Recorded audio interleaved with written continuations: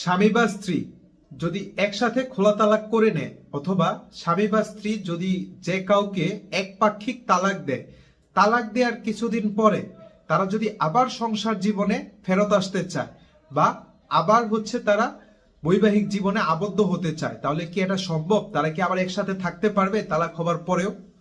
চলুন তাহলে বিস্তারিত আলোচনা করি।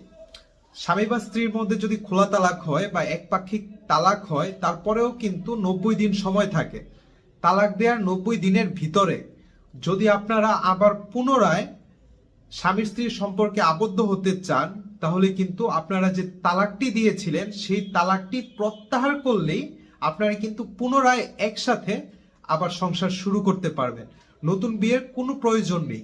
কিন্তু তালাক দেওয়ার পর থেকে যদি 90 দিন অতিক্রম হয়ে যাওয়ার পরে যদি আবার আপনারা সংসার জীবনে ফেরত আসতে চান, তাহলে কিন্তু অবশ্যই আপনাদের যে কোনো কাজের মাধ্যমে বা আইনজীবীর মাধ্যমে কিন্তু আপনারা দ্বিতীয়বার বিবাহ সম্পন্ন করে তারপর আবার সংসার জীবনে ফেরত আসতে হবে। এটি হচ্ছে বাংলাদেশের আইন। যে কোনো আইনি পরামর্শের জন্য যদি প্রয়োজন হয়, আপনারা আমার সাথে যোগাযোগ করবেন আমার চেম্বার ঢাকা জজ কোর্টে। ধন্যবাদ।